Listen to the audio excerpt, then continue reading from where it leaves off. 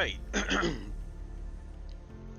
think I'll need to turn the volume down a little bit. That should be good. Alright, what is good, everybody? It is the Godfather of VR, the ageless one of the man Lincoln Clay, and we are back with what I would like to call a podcast. I haven't done one in a while. How's everybody doing? Today is Wednesday, about 5:45 p.m. Eastern time.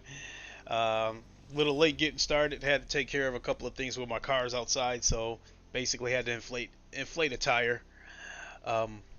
Any case, so I'll try to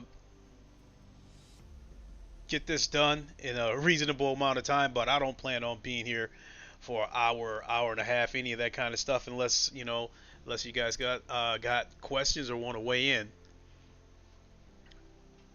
So what I want to talk about today is ACC Corsa Competizione. Right now, as you can see, I've got the PC version running right now because I wanted to set the tone. But so obviously there's a issue with ACC Corsa Competizione on console, most notably Xbox. The game seems to be dashboarding, and when I first heard that, I didn't know what it was, but it's basically another way of saying that the game is crashing. But in the case of the Xbox, it is going straight to the dashboard. It just stops and goes straight to the dashboard. I don't play the game on Xbox, so I can't even speculate as to well, actually, I am speculating one of the causes, and that's the Microsoft part. That's the part I'm speculating. But as far as the game goes, yeah, I guess I can still speculate there. You know, given the interview that I saw with Marco Massaruto a while back with Traxon GG. But in any case, so the game is crashing and going straight to the dashboard. This was a problem with the PS5 version a while back as well. The difference was that when the PS5 version crashed, you would get a blue screen for the error report, and then once you click the button to close that screen, then it would go to the dashboard. And so going back to this issue, ACC Corsa Competizione was on last-gen consoles. It still is on the Xbox One and the PlayStation 4. Then it got the next-gen upgrade for Series X and PS5. I don't know if the Xbox Series S is included in that as far as a next-gen patch goes. If it is, that might be one of the things you could point to as to why the Xbox version is having problems. But both consoles got the next gen update, 4K 60 frames per second, 25 cars rendered, and it did that beautifully. It looks great, it runs great, but there was a bunch of other bugs and problems with the game.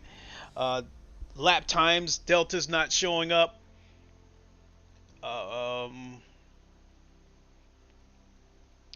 night races, you'll see the bloom of cars in the rear view mirror. You'll see the headlight bloom, but you won't see any cars or any headlights, along with a host of other things. It's too much stuff to remember. But over the months, 505 has rolled out updates for both versions, and while they were rolling out updates, one of the huge complaints was the force feedback in the physics. It wasn't on par with PC. It was basically last gen physics and force feedback. And they eventually put out update version 1.8, which is supposed to bring the physics and the force feedback on par with PC, which I think they did a pretty good job of that.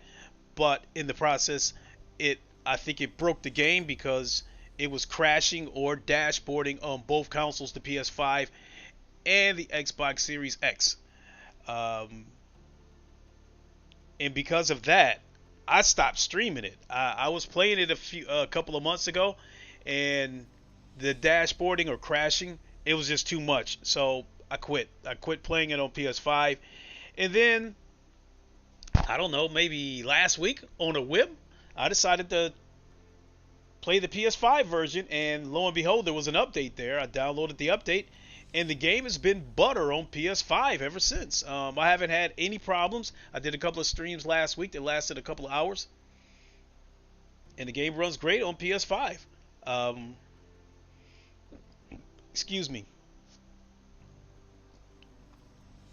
I would say the only issue that I probably have with the PS5 version is sometimes during races I will get like a micro freeze where it'll freeze for like a microsecond. If it's on a straightaway, it's no big deal, but if it happens on a curve, then that could be a problem. So it happens occasionally, but I don't see it as a problem. Meanwhile, on the Xbox side, it's still dashboarding, it's still crashing. To the point where people are getting furious over there.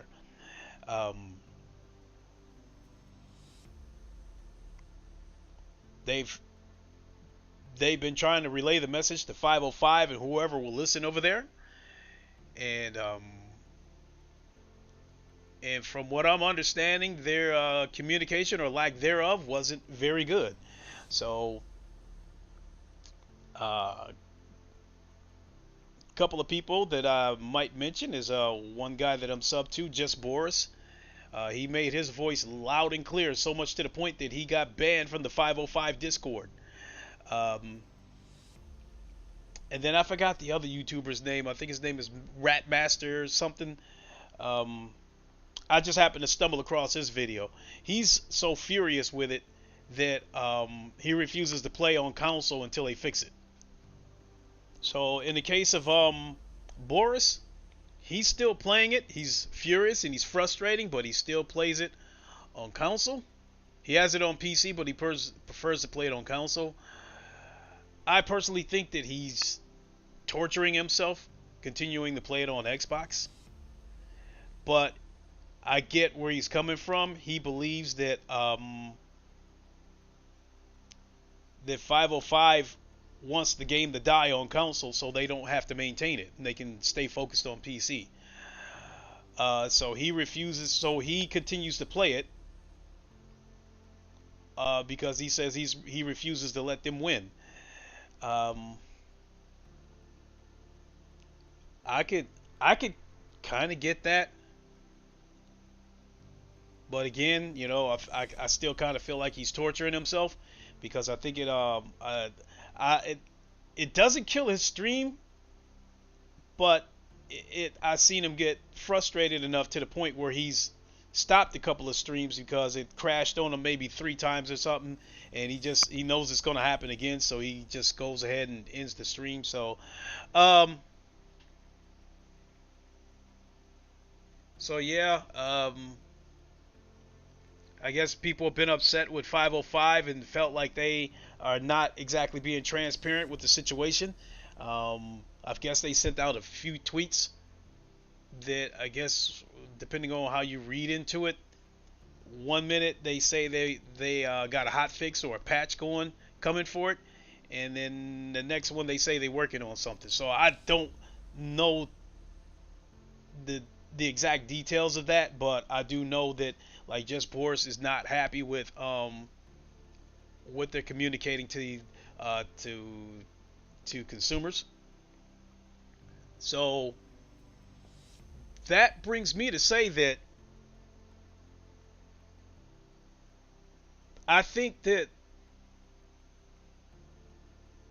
the problem being fixed on the PS5 version of it, but still having problems on the Xbox version, comes as no surprise to me, because, putting it bluntly, I think the Xbox consoles,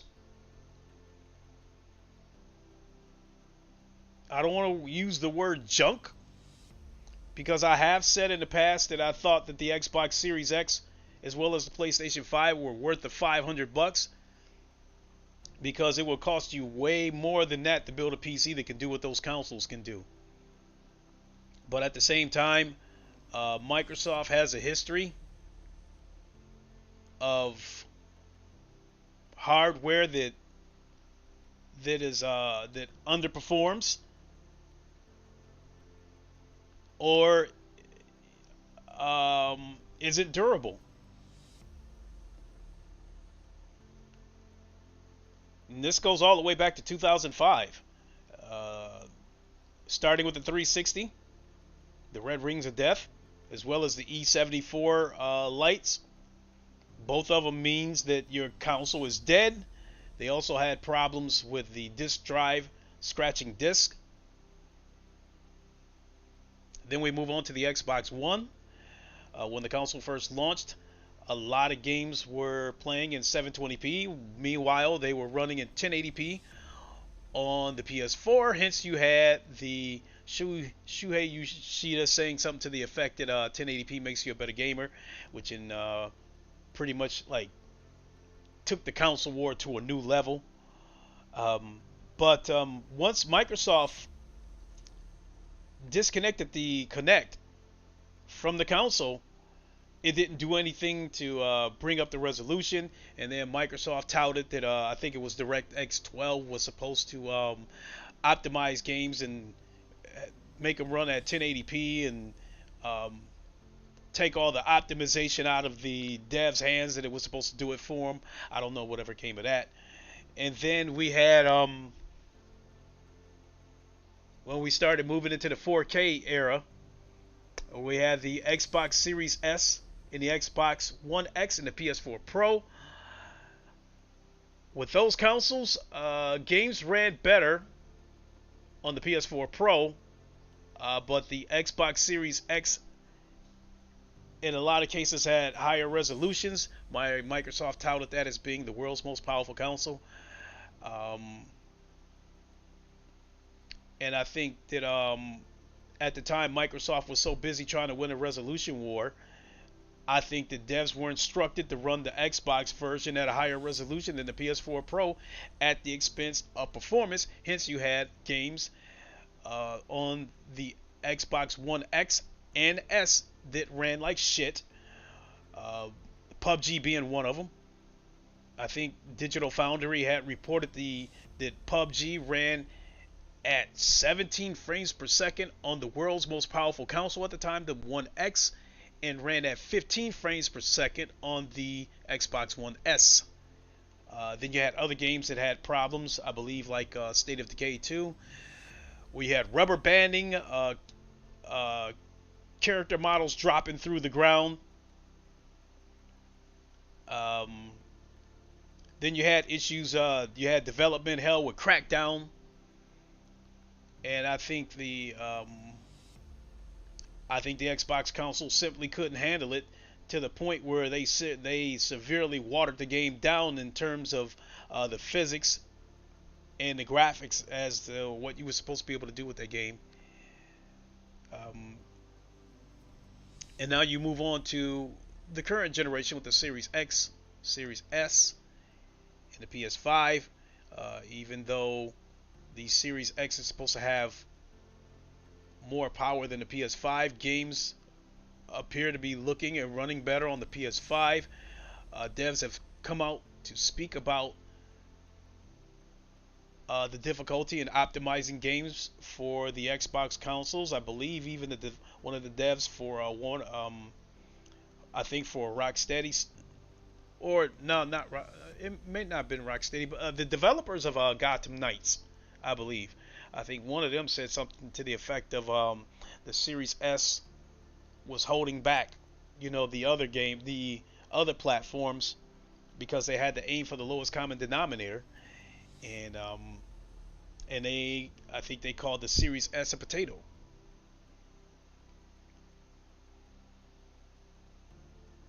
So I was going to be super rough and say that Microsoft does not know how to build consoles, in my opinion. Um, when you look at the history of PlayStation,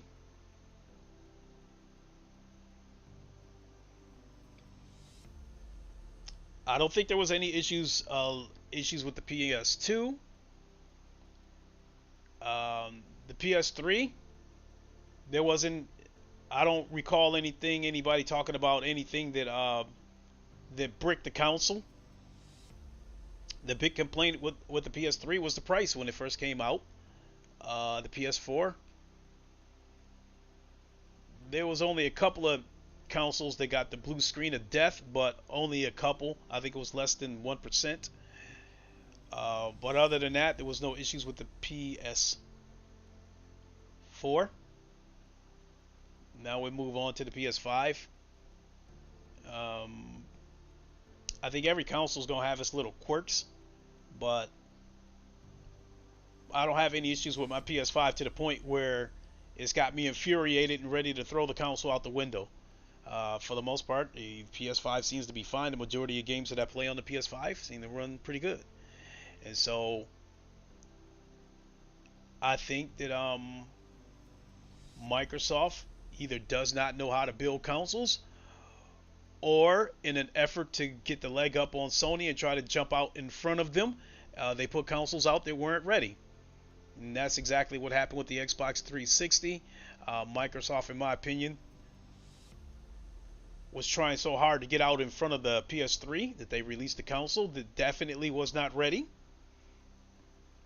I think with the PS4 and the Xbox One, I think it was a foot race. I think both Microsoft and Sony was racing to try to get the consoles out first.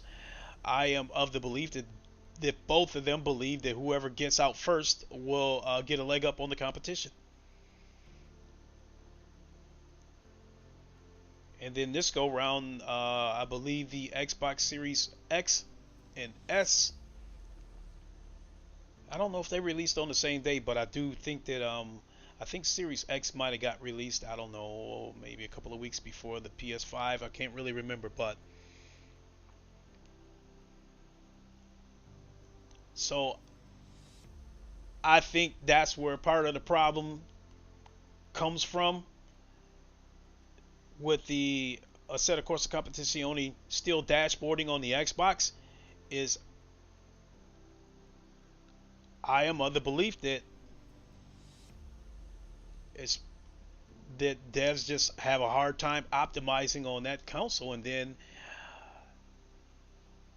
if the Xbox Series S was part of the next gen update, having to optimize for two consoles versus only one on the PlayStation side, because whether you got a PlayStation Digital or a PlayStation disc, it's still the same console. Whereas over on the other side, you're dealing with the Series S and Series X. So maybe trying to juggle those two consoles, maybe the Series S being weaker could have been part of it, but and then I think the other thing that they could factor in, I could be wrong, I really don't know anything about developing, but maybe it's the Unreal Engine as well. I saw Marco Massaruto, who's the CEO of Kunos, was on Traxion GG, I think earlier this year, and they were talking about the success of Assetto Corsa Competizione as well as Assetto Corsa, and he explained that when they were developing Assetto Corsa, that they were building their own engine for the game, but the person who was writing the code for the game was only one person doing the whole thing by himself, and he wrote about 98% of the code. And in an effort to get the work done faster, he requested a commercial engine, and they went with Unreal.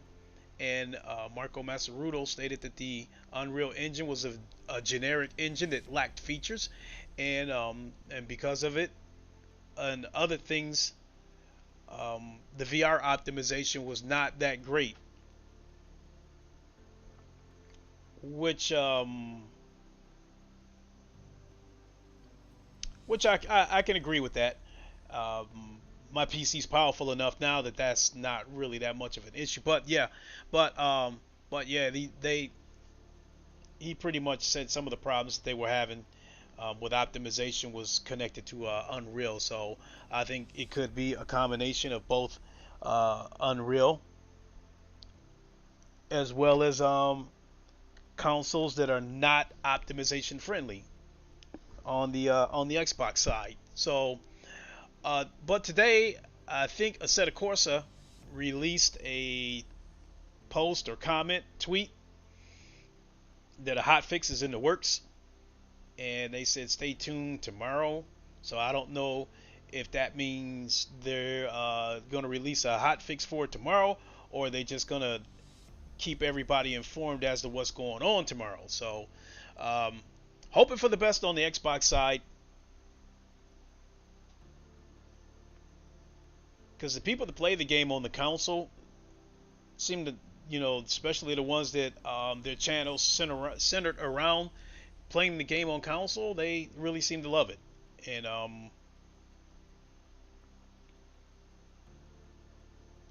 yeah, I hope it gets resolved pretty soon. So I think that is about the gist of it.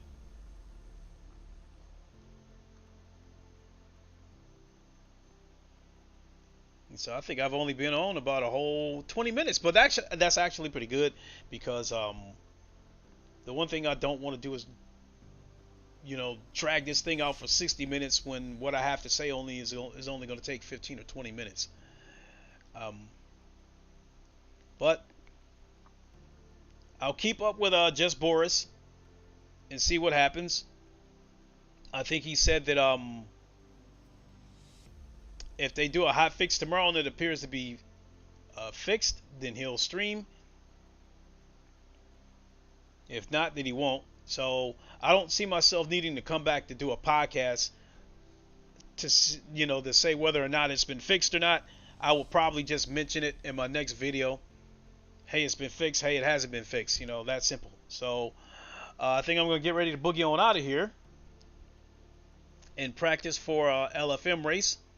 I've done a couple of LFM races. I did record one of them. I was trying to decide whether or not I was going to release a video for it.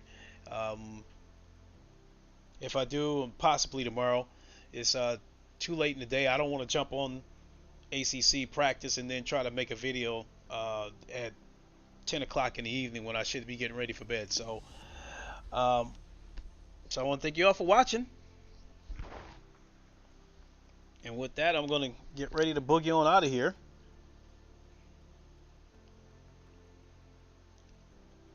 And I'm sure that in one way, shape, or form, I'll see you all this weekend. I'd also like to take a minute to thank you all for tuning in to the Undisputed online beta. Really, I can see where that game would need some things, but for the most part, I think the foundation of the game is pretty good, pretty solid. There's a couple of things that I'd like to see added to the game, but once the game releases, I will add that into my content, because I would like to provide something for boxing fans and go from there. So I say again, thank you all for watching.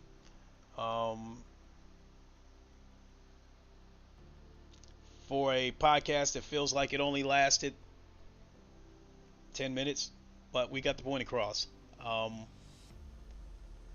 don't want to use the words Xbox is junk, but yeah, Xbox has always had problems. The hardware aspect of it, well, they don't got games either. So they've had problems going all the way back to 2005, so they've got a history of problems with hardware. So anyway, again, hope they get it fixed so the people who play the game on Xbox can get back at it. And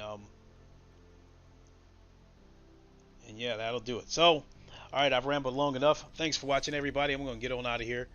And we'll see you on the next one, whatever that may be, stream or recorded video. Until then, you all know the line. Wakanda forever. Long live the king, and deuces. Everybody have a good one. We will see you soon.